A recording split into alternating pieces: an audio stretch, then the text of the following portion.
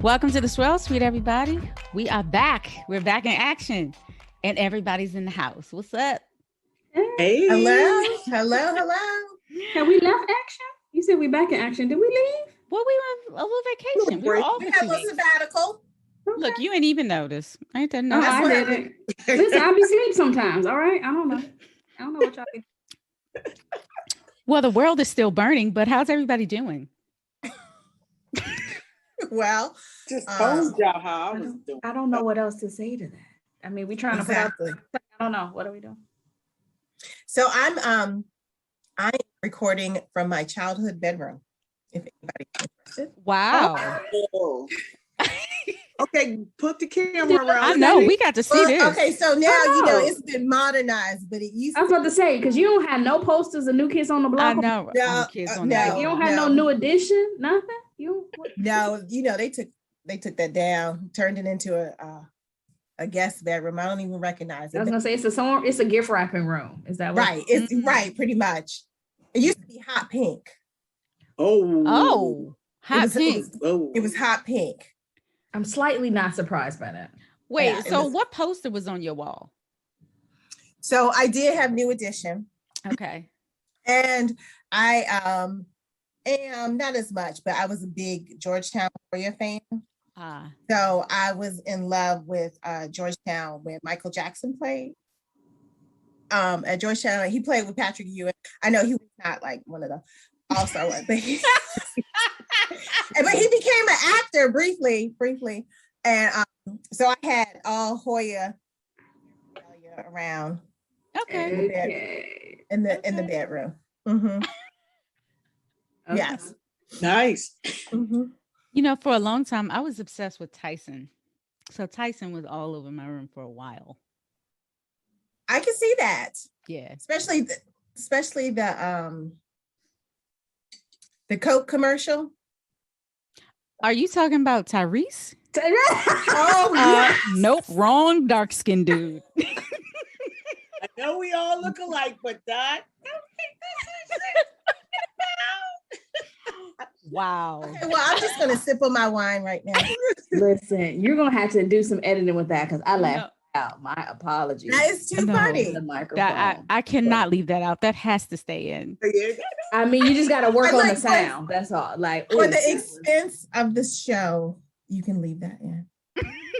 Oh, but taking one for the You can team, leave that in. Leslie. I'm taking one for the team. Wow. isn't that special? Wow. I don't even know how to go on. Well, let's pour up another round. Yeah. Let's let our guest introduce himself.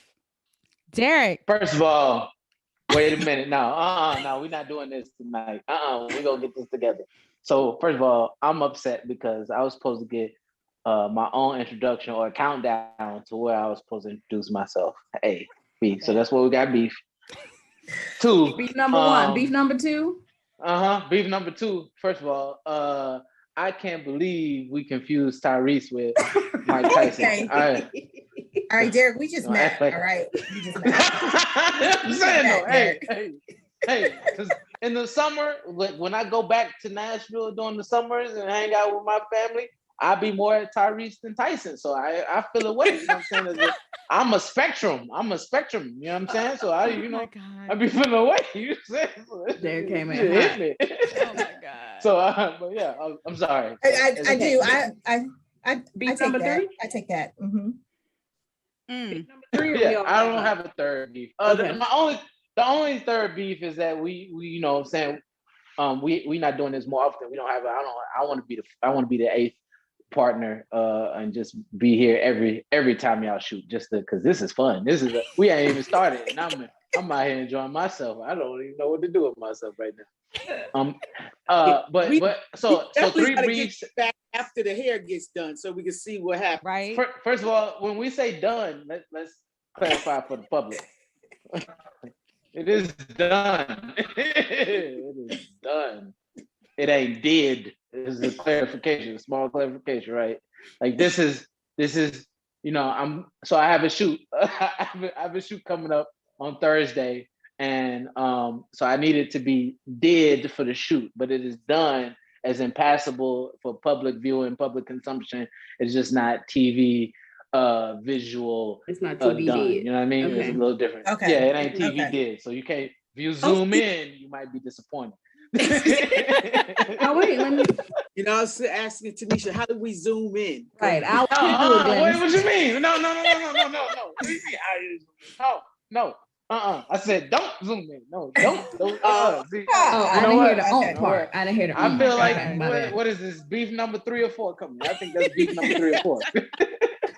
Are we supposed to count too? Sheesh. Derrick, can you introduce yourself? Oh yeah, I'm sorry. I apologize. I know. Right, who are we even talking to? I know, right? This is a mystery man. All right, I'm focused. All right. My name is Derrick C. Westbrook. I am a certified sommelier, wine entrepreneur, wine culture creator, and what a lot of people, most people probably know me for is wine enthusiast, 40 under 40, cover magazine aficionado. It's not really aficionado, but I was on the cover in 2018, and I arguably the best cover ever to be produced from Wine Enthusiast magazine. But I'm maybe slightly biased, so that's me. There's some other stuff I've done, but we only have a little time, and I'm not that important, so we're not gonna talk too much like that.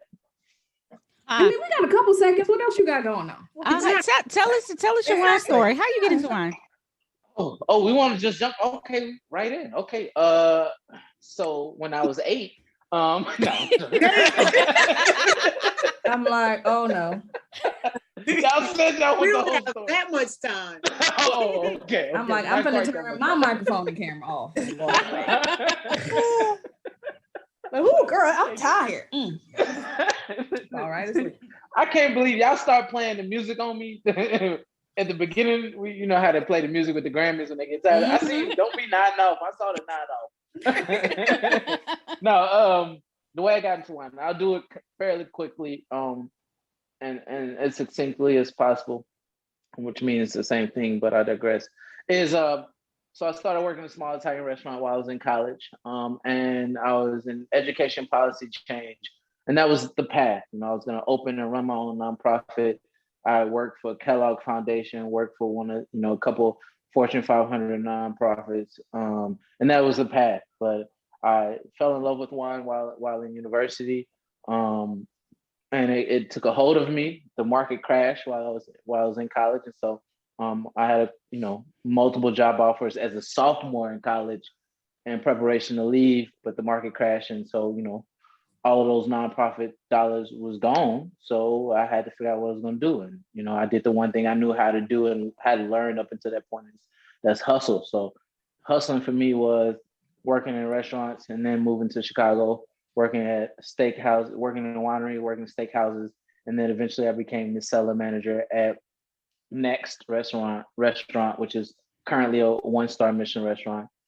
Quit that, had what I like to call a core life crisis, and then worked for myself a little bit, successfully failed at that, and then became the beverage director at a 1-star Michelin restaurant called Elizabeth. And then I decided to turn 30, and and a couple of years later, here I am. Was that short enough? I know it was a lot. I told you it was a lot. I don't like to sit down. Because you said, and then decided to turn 30. I'm like, right. Oh, that was a decision. 7, because clearly you did all that over a period of time. Alternative of not. Right. Right. It was like you go either keep living Negro or not. Yeah. So I was like, you know what? I think turning 30 was the keep living part. So I figured that'd be the best route I take. Got you. So you said move to Chicago. I don't know. For some reason, I thought you were originally from Chicago. Where'd you move from? I mean, so none of us Black folk are originally from Chicago, even if we are. You got deep on me. Okay. You know what I'm saying? We all, so we all had to take that trip. You know what I'm saying? Up the I-65, if I'm not mistaken. But so I'm originally from Nashville, Tennessee, born and raised, Southern gentleman. I apologize if no one recognizes that that right now. Sorry, mama. I probably am not exuding that at the very moment, but Southern gentleman from Nashville, Tennessee, born and raised, and went to school in Birmingham, Alabama, and eventually migrated, like many of us do, to Chicago. And here I reside.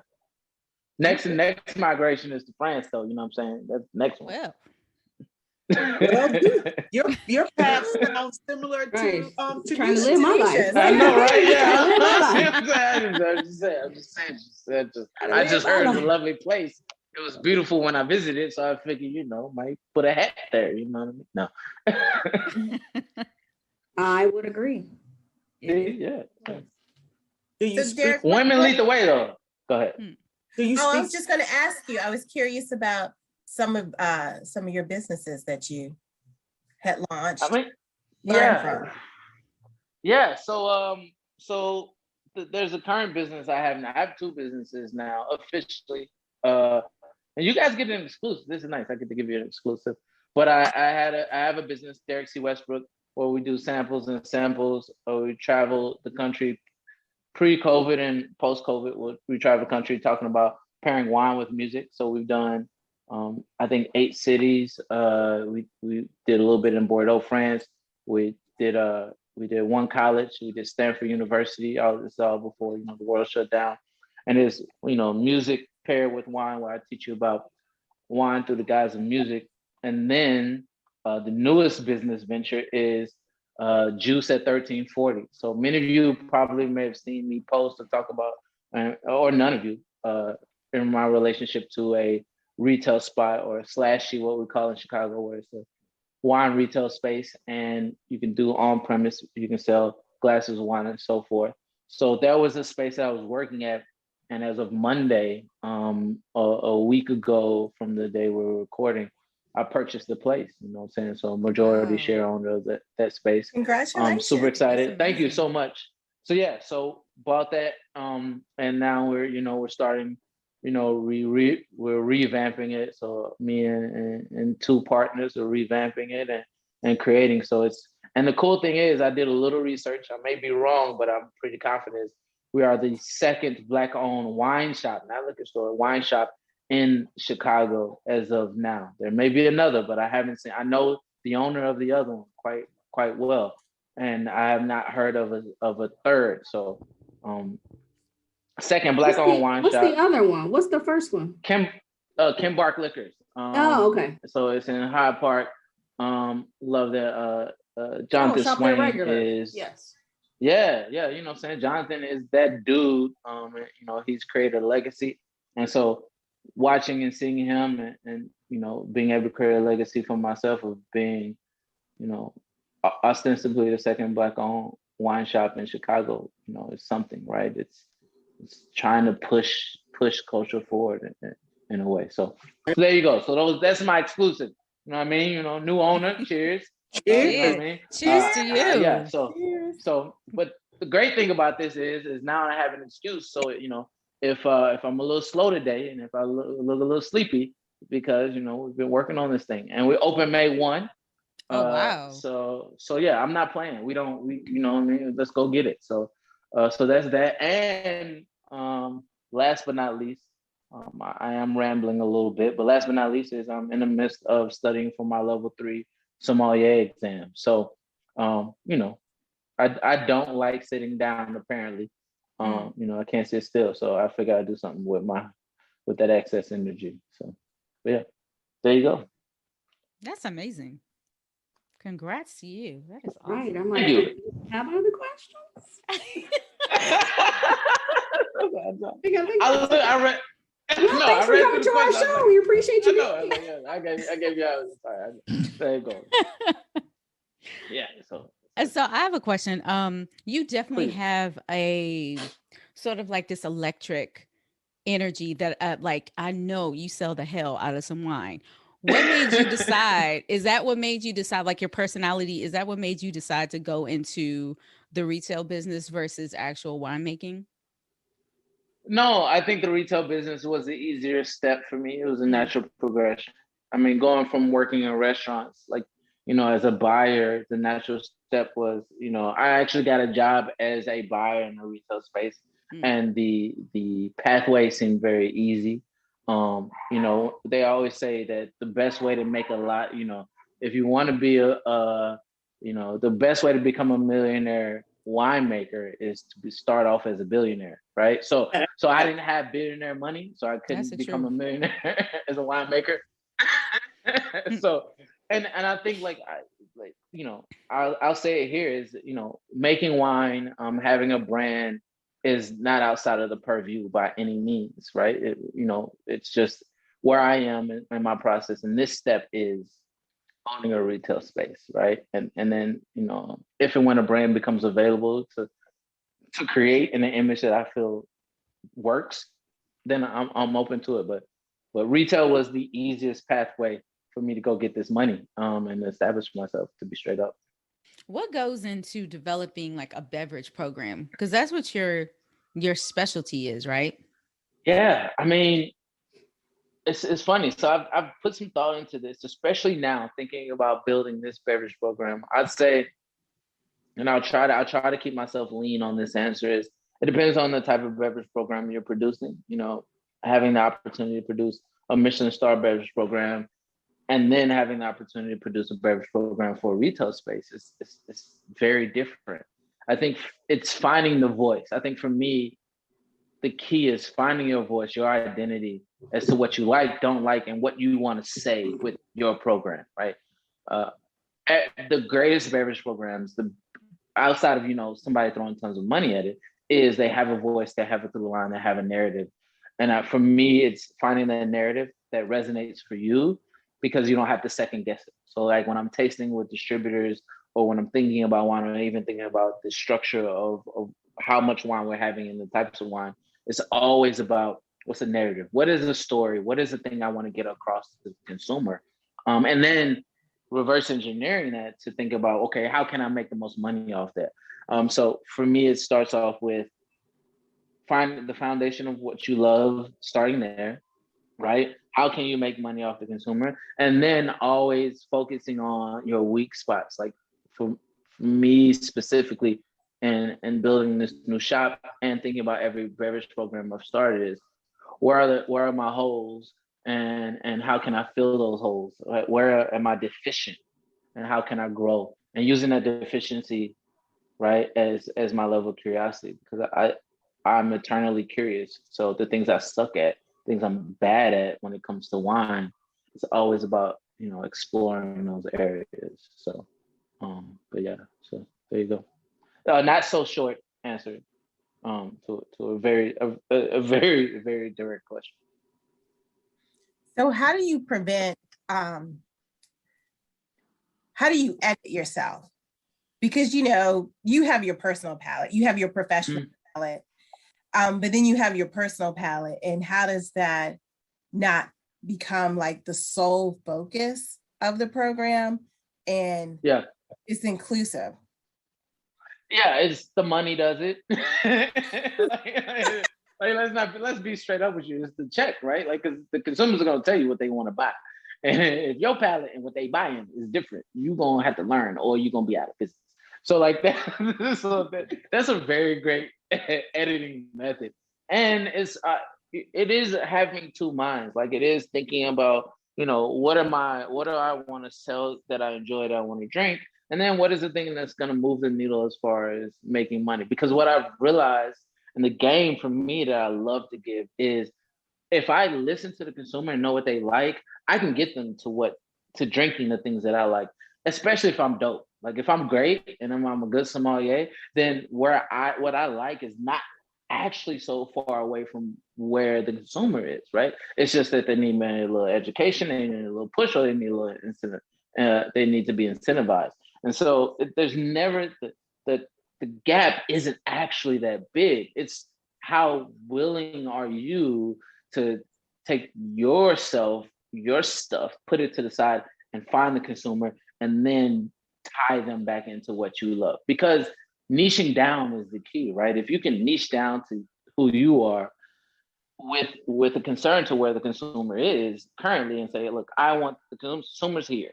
and I want to get them to this point because this is where I'm comfortable and this is what I love, then my job is to make sure I make that path as easy as possible and still have breadcrumbs to where I want to be, but still give everybody the thing that they need, right? Because wine is, well, we've come to learn, right? We always thought about wine as a luxury item. Wine, beer, spirits, luxury item. What COVID has taught us is actually wine isn't a luxury. It's more of a commodity, though. It's as important as orange juice. It's damn near, sorry, pardon my language, as important as toilet paper. Like, if we want to get real, like, we saw what happened with wine sales. So if we start to think about it in that sense, then you know, them dollars will tell you what to do. If you're listening, they'll tell you what to do. So. What are some, do you have like an affinity for a specific wine varietal or like style or region? Yeah, so I only like reds, whites, bubbles, dessert wine. No rosé. Yeah, so those are the only ones. And rosé. Yeah. Sometimes rosé. So those are the only ones I like. So like if I had to narrow it down, that'd be my palate. No, so the things, I think there's focuses, it changes based on my mood. And I think the place I want everyone to get to is I want them to drink moody. Like, I want you to drink the thing that you feel at the moment. And the key to doing that is becoming in tune with what you like and don't like, and exploring. So for me, my mood right now, and it's been for quite a while because I like talking about these regions and areas, is Priorat in Spain. I really love Priorat. You know, Catalonia is freaking fire. I love Priorat, and the Carrion and Grenache, or Garnacha to be technical, is absolutely beautiful. It's, you know, underrated. They're making weighty, earthy, inky red wines. So I love that area. I love Loire. Can't go wrong with Loire Valley. And the crazy thing about Loire is you can drink. Loire has the entire spectrum of wine drinking, and I like, so it's like a cheat code. People are like, oh, what do you like? I like Loire. And they're like, people who know, they're like, oh, you cheating, because Loire got red, they got white, they got sweet, they got dry, they got everything. You got big, earthy, funky, and then you got like light, easy drinking, juicy reds. Like, they got everything. So I really love Loire because, like, what they call it the Garden of France, and you can drink across the board. And then last but not least is, you know, Canary Islands. Like, you know, those are the three areas that you'll probably hear me talk about over and over again. And, you know, it'll become tiring, but it's not for me. And I love Canary Islands because it's off the coast of Africa. It's supposed to be Spanish, but let's admit it, it's closer to Africa, so it's African. Sure, you know what I mean? You know what I mean? Let's be real, right? And the soil, it's black volcanic soil. It doesn't look pretty like most vineyards, right? It looks like it looks alien territory, and it's almost impossible to make really, really great juice there. You know what I'm saying? So like, it's frustrating because you have to mine. See, getting in trouble. I'm fight them. You have to mine. You have to be very mindful of like the wind, the salty wind that's coming from from the ocean. So you have to be very conscious about everything you're doing when you're producing wines from the Canary Islands. So it's those three areas: Priorat, Loire, Canary Islands, for all different reasons. But they all hold a special place, and they all remind me of a moment in time during, you know, my maturation as well. So, what is everybody drinking? I'm drinking water. Drinking water. All right. Albarino. Nice. Oh, I like the label. I like the polka dots. Well, I'm drinking the 2018 Sonoma Coast Pinot Noir from Emeritus. Oh, she ain't playing with us. Yeah, okay, there, I see you. I see you. You know, Noir. I drank the Emeritus Pinot Noir Blanc yesterday. Oh, okay. Oh, my God. That wine will knock your socks off. Really? It's What's so interesting, when I got them, I was like, they said 3 Pinot Noirs. So it was dark in the house because the bottle is just, right. It's not as translucent as most white wines in the bottle. So then I held them up the next morning. I was like, oh, shiitake. This is a white and I'm saving that one. So I figure out the Sonoma Coast and see how that goes. So yeah, it's only the third one I've had like in my wine drinking days, but oh my God, this is the best one I've had. It's very good. Yeah. Okay. That's exciting. Yeah. That's exciting. Can't wait. But yeah, this, Pinot Noir is not one of my, Derrick talked about this, what you drink, what you have an affinity for. And my dear friends of the Swirl Suite will tell you, I always used to say the Pinot Noirs that I initially got introduced to me, they was just so light in the ass. I just went with my Cabernet. I'm drinking red wine, give me a Cabernet, give me a Pinotage, give me something with some weight to it. But I must say, this Pinot Noir, it ain't light in the ass. It got a little. I got some body. Might need a junk in the trunk. Say the old Pinot Noirs you was drinking, if the wind blow, it might fall over. It might, bottle might fall over. So it wasn't one that I would go to if I was looking at a wine menu. So I would go to another varietal if I was in the mood for it at the time. But this one I could drink. So I'm happy about this. So I can't wait to get into the other ones and see what they have in store. Because this one, has a little enough weight on it and enough fruit and acidity that it can age. So I might let the other one sit a while because it's Russian River Valley, the 2018 vintage. So I'm excited about how these turn out. I'll drink the white next. Yeah. It seems like Pinot Noir is making a comeback. Like you talk to people, they'll say, what do you enjoy drinking? Pinot Noir. Like it rolls off of people's tongue now. And I don't know if that's because that's what they hear other people, but often I'll hear people say, oh, Pinot Noir, which is interesting because usually I think that I think ever since Sideways, Pinot Noir was probably booming after it came out because the main character was obsessed with it. That's what Pinot Noir. So but then it kind of subsided. You think so?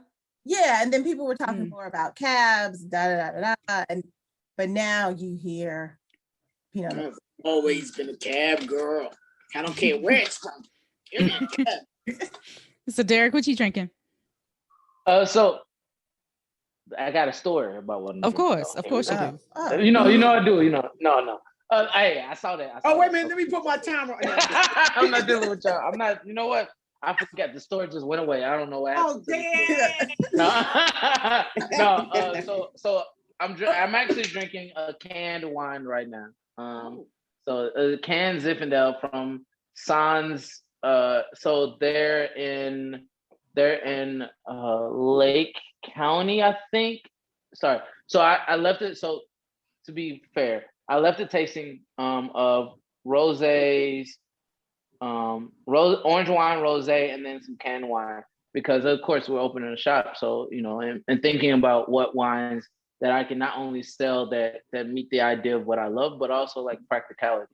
And we're not far from we're not far from United Center, so where people like to walk and drink on the way to go to games, and we're not far away from like 2 dog parks and then 2 like large parks. So people are moving. So I've been big into canned wine recently, and we were tasting some stuff, and this one tasted beautifully, but it was really cold, and so they hooked me up and let me take it with me.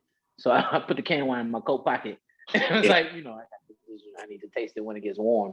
So that's what I'm drinking now. So it's I can tell you where it's from. And the nice thing is it's like a 375 milliliter can, so it's half a bottle, and the alcohol percentage does everything people want, 13.9. So you know what I'm saying, we ain't playing no games. But it's from, I can tell you where it's from actually. Mendocino. So Poor Ranch Vineyards, Mendocino. It's 2018. So I'm just trying to figure out, I'm high low. This is how can I get you drunk as fast as possible and send you on your way when you go to the park. So that's what I'm drinking. It's actually surprisingly good. I was very concerned and what I'm still drinking Zinfandel. Zinfandel. I'm sorry. Yeah. So Why we were be you having concerned? love-hate relationship. Well, so like with some canned wines, like it depends on, for us when it comes to canned wine, I want to.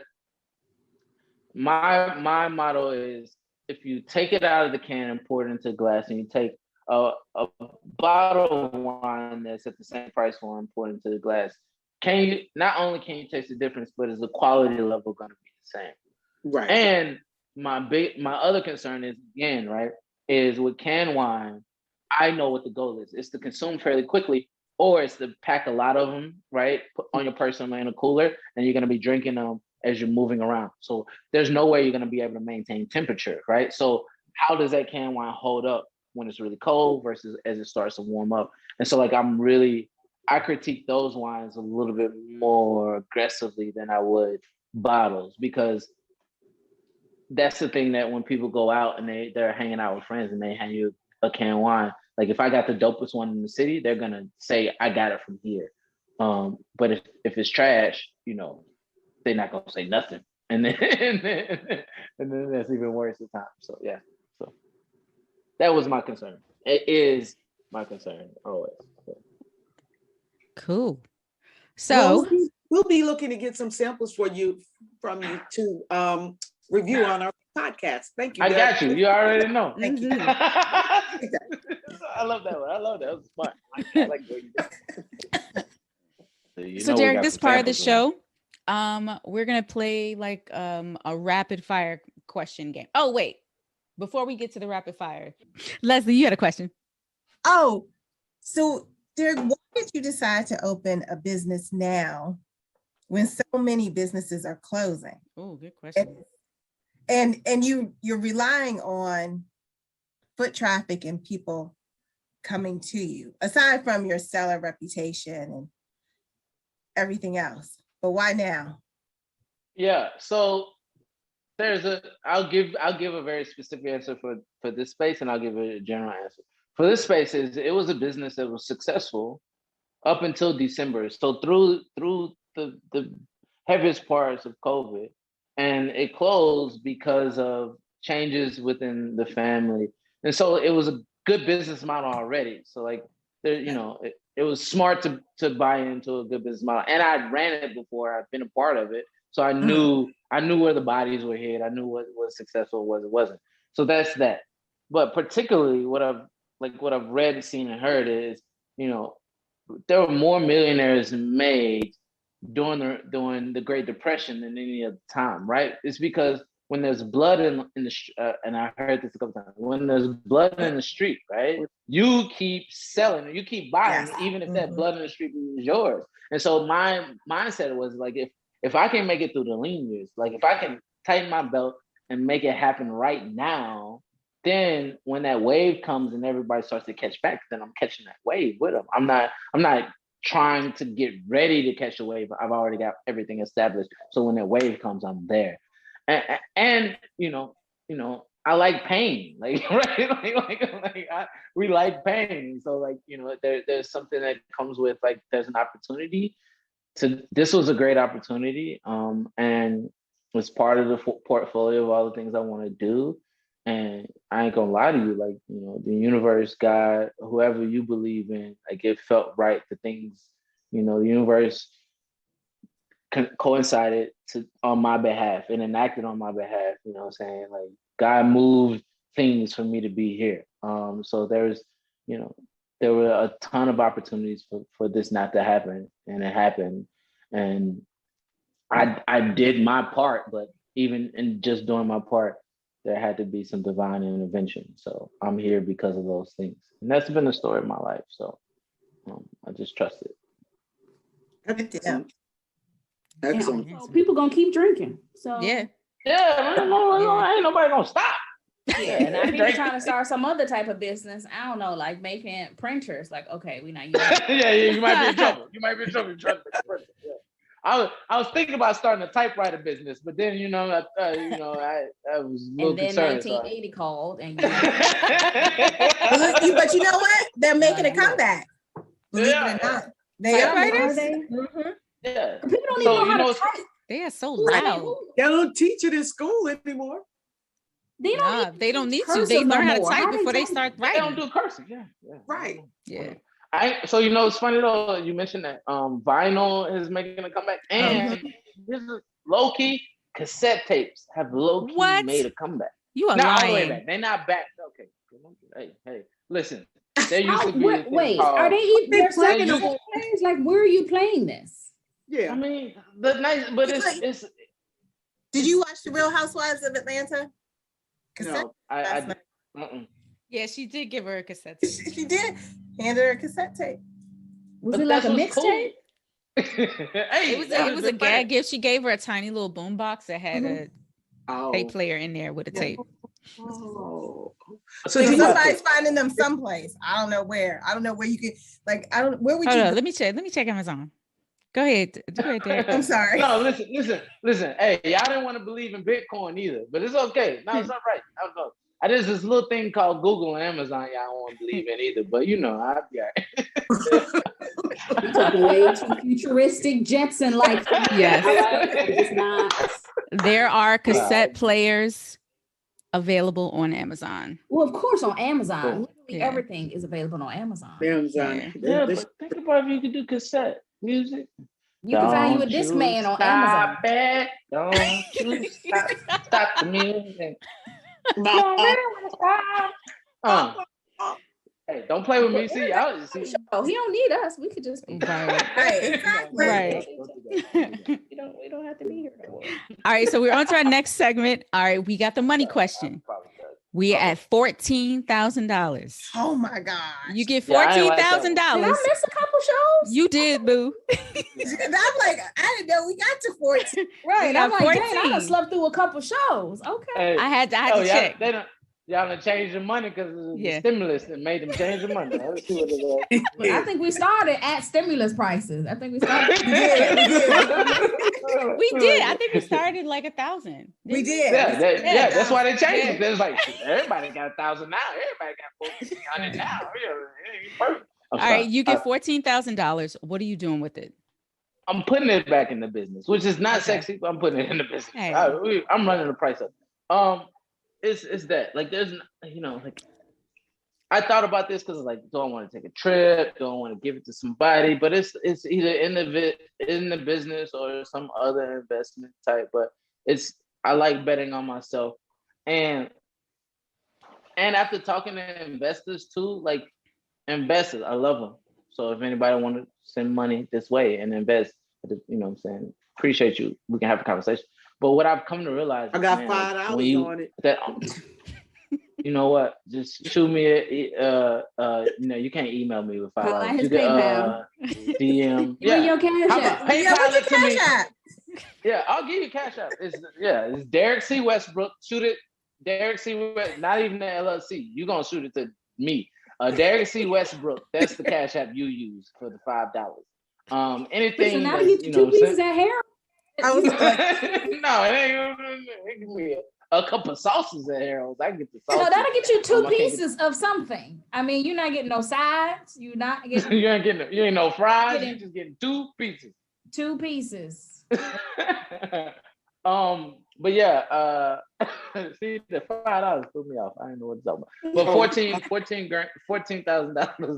$14,000 would definitely go straight into the business. Or one of the 2 businesses, and it'll be a reinvestment. It'll be opportunity to flip. If you'd have asked me a couple months ago when that stock was going crazy, what I'm saying, if it was a free 14 grand, I'd have put it in that stock. And what I'm saying, GameStop, I would have put it in GameStop a couple months ago. But yeah, I would have, what I'm saying, I tried to flip it, but it'll go back into the retail space. There's a couple things I like to do there, and that's where my head is. Or it would go into this tour that we're doing. So we're trying to go on tour 2021 on 22. I want to focus on colleges a lot. You see how I focus, flip it, you see that. But doing this college tour in 2021, 22. That's probably where I put the money in because the children are our future, and if I can get them hooked, then we out here getting money. So I think I would home improvement. I want to redo my master bath. Ooh. And I was in your home. I was in your home state, Derrick, the end of March, and we stayed at this Airbnb. And Airbnb can be a hit or miss, right? Yeah. So we riding up to the house, and like, oh shit, y'all know me. I was like, oh shit, I didn't book this. Wait, what part? I'm surprised you was in the Airbnb. That's why I'm like, I don't even know. That was because it was my best friend's. Her daughter lives there, and she was pregnant at the time at the end of March, and it was her brothers and sisters and some other family members, and they all call me auntie. So it was a big family event. Everybody was tested. Everybody got mostly everybody had vaccination. We get to the house. Open the door. This thing is laid out like it should be in a designer magazine. Come to find out, it's a Black woman who is a design architect, off the chain. And so I started email. I found her on Facebook and I found her on Instagram. And I started, DMing her, and she hit me right back. Was like, yo, I said, I'm staying in that room that you have on your Instagram page, and it looks just like it. I was just totally unbelievable that the pictures match the actual property on the inside of the house. And I said, you know what? I'm gonna redo my bathroom. And I asked her, do you only do work in Tennessee? And do you have a showroom? She said, no, showroom's coming up. However, I do work outside of Tennessee. So I would $14 grand. I do redo my bathroom. Where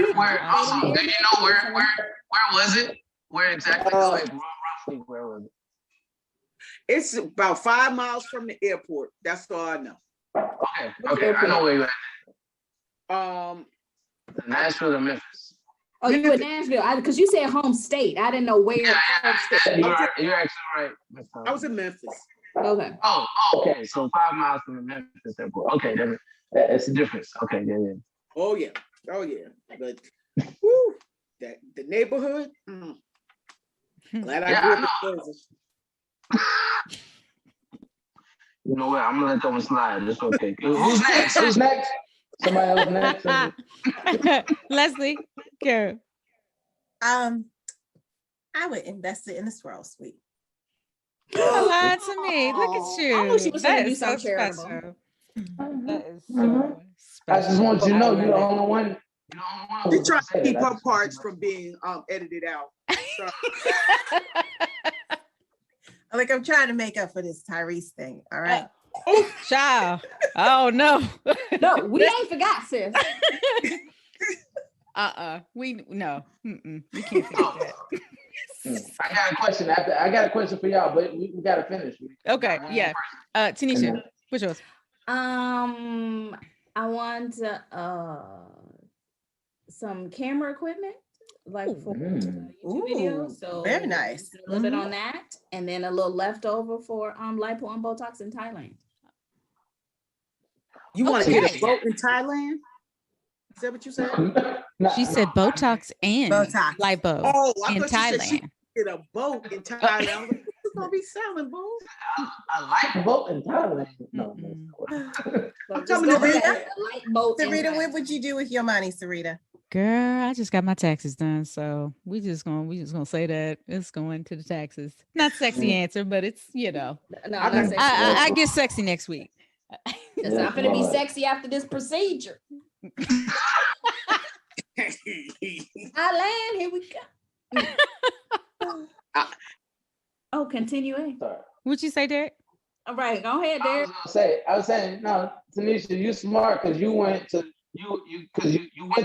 you went the cost efficient route, but it ain't cheap, so it's gonna be good work, but it ain't gonna, you know what I'm saying? I see what you did though. That's smart. I pick up what you put down. I see she gonna come back. I have a question for you. So since there's a lot of Tyrese and Tyson disrespect out here, I want to know on the spot. I didn't warn you all, but if there's a song that I had to do samples with from Tyrese, what song from Tyrese would you like to hear samples with? A, and B, what song would you like Tyrese to sing to you individually if you had to sing one of them? So, do I know a Tyrese song? Let me start. That would be the question. Can I name you one Tyrese song right now? It's fine, ladies. Coca-Cola So we're gonna go commercial. with Sweet Lady. Okay. Okay, I do know that. Okay, I know that. Okay. You know I don't know. I'm a little upset with Tyrese too. Was he the Well, other T? he is Was he messy. the other T in that group? Yeah. He's messy. So maybe one of those. Okay, I understand. So I want Tyrese to sing Sweet Lady to me, but if I wanted you to pair wine with it, it would be What You Like featuring the Brat. See, I see. I like what you did there. What you like the Brat? Okay, so that's my answer. Glennis looked down. I think she Googled it. Glennis, tell us what you find. Oh no, no. I'm Googling something else. I ain't nobody thinking about Tyrese. If you'd have said Marvin Gaye full time, I'm old school. I ain't on no shit Tyrese sing. Tyrese not that young though. I was gonna say, and he like my age, right? I don't know how old he is. I don't know. No, he gotta be younger than he. No. Tyrese old. Tyrese in his 40s. Y'all like in y'all mid-30s, mid to late 30s. Here you go. Here you go. That's really cute. That's really cute. Thank you. God bless you. You see, ain't none of us being wine enthusiasts, okay? I'll get you back on the show. It's that spectrum. We're just gonna leave that right there. Okay. Yeah, Tyrese is 42. Okay. Yeah. Okay, time for our rapid fires. Anymore. Rapid fire. All right, we're going roundabout. Everybody gives one answer. Okay, so either or. Here we go. First one. Oh, and all of these items have to do with Chicago. All right. Let's go. Cooley High or Love Jones? Oh, that's Love Jones. Love Jones. Love Jones. Okay. Love Jones. The best soundtrack ever. Yeah, y'all like Cooley High? All right, then. We liked it, but not okay. Like Darius Love Jones. He made a cheese omelet. He said, "You see something else you might like?" Yeah, Lorenz. And Lorenz is from Chicago. Cheese right. omelet ain't from Chicago. Okay, here we go. Next one: barbershop or soul food? Ooh, soul food. Soul food. Soul food. Mm-hmm. Soul food. Mm-hmm. Maybe because I'm hungry. Oh. Okay. We're going to go in a different direction. Ferris Bueller's Day Off or Home Alone? Home Alone. Day Off. Home Alone. Ferris Bueller. Ferris Bueller's Day Off. All right, we'll go half. Derrick, what's your answer? So here's the thing. If I had to do, like, if we talking money, I'm going Home Alone because they did like 12 of those. If we talking about culturally, Ferris Bueller. Okay. So you know what I'm saying? Like if I'm getting a bag, I'm going Home Alone. 68 of them. I'm telling you. Yeah. Okay. The Fugitive or The Untouchables? Two classics. Untouchables. I'm going with The Fugitive. Untouchables, yeah. Untouchables for me too. The Fugitive is good though. Yeah, it was real good. Yeah. Okay. Okay. The Shy or Lovecraft Country? Don't even talk about it. It's not even a comparison, I know, but it's not fair too. You can't do it. Yeah. I'm sorry. I think I've seen Lovecraft Country yet. Okay. You have to. You have to. I'll write it down because I got to remember to watch it. Also, the problem with the thing with Lovecraft is, you know what I'm saying, body goals. I've been in the gym. I was doing some curls. After watching Lovecraft, I was doing tons of curls. I was just right here, all shoulders, chest, arms. Okay. After Lovecraft, I was like, okay. You know they have a podcast. Yeah, the podcast is really good. The podcast is very good. Yes. That was excellent. That's why my shirt is so tight. You see that? Oh, yeah, we see it. Oh, whoa. It's blinding. Oh, my goodness. Can't even, gotta look away. see, you know what? I was believing it, and then all of a sudden, for some reason, I didn't believe it no more. I don't know what happened. Gotta look away. Serena, good luck with these edits. Okay.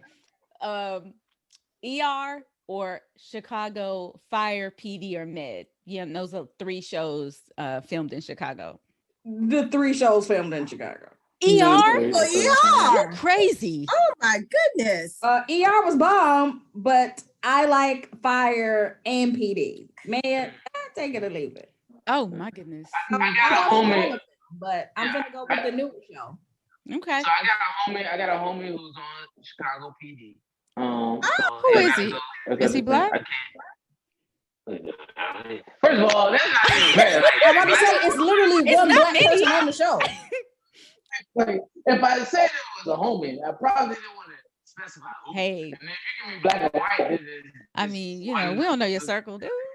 But okay, he's black. First of all, my circle is diverse, so don't. Right, exactly. You and Ryan, they gotta be exactly. Got it. But no, he's talking about the one black person. Okay.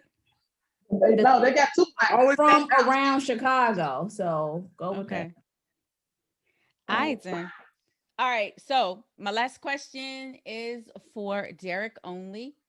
If you would pair a wine and a song that reminds you of Chicago, what would it be? I'm glad it's for Derrick only. So there's a record. I'm gonna cheat. There's a record by John Legend and Kanye West called Home. Awesome. And it's the original. So like Kanye redid it with I think the guy from Coldplay, but it's not as good as the original with John Legend and Kanye. So that record, Home. And if I had to do something that more people recognize, I would probably do I'll do this because a couple of forevers, Chrisette Michele, a couple of forevers would be the record. And the wine would probably be Loire Valley Pinot Noir. So in Sancerre, Sancerre makes Sauvignon Blanc, but they also do Pinot Noir. So I say any wine from any red or white from Sancerre and a couple of forevers. And the reason why I say the red or the white is because forever can look different for all of us, and it can feel different, and forever can change. Forever can be, you know what I mean? Like what we think of forever early on in a relationship or early on in whatever we love can change. And so I want to have the ability to allow it to change. So Chrisette Michele, a couple of forevers, and then Sancerre, the region, will be my favorite. Which I might actually do. It's kind of fire. I did that on the fly. That's a beautiful answer. Me and Leslie not letting it change to the white Sancerre though, but all right. I love the white Sancerre and the rose and the red. Love everything Sancerre. Yes, love everything. So when's your exam? I mean, on what level of your exam are you taking at this point? So advanced level 3 WSA exam is on Saturday, so less than a week from today.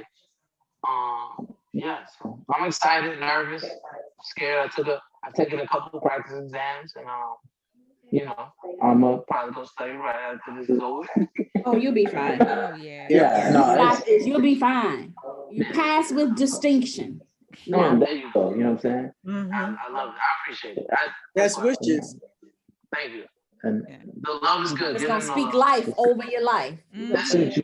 I ain't gonna lie. I be waking up every morning, and I try to say I don't do it as much as I should, but I wake up and I try to say, affirmations about I will pass my level 3 advanced Somali exam April 24th. Like doing those things help because you set the intentions, you put that out in the universe, and God and the universe will give it back to you on what you give to it. So there you go. I love it. I keep telling the universe I'm gonna be a millionaire too.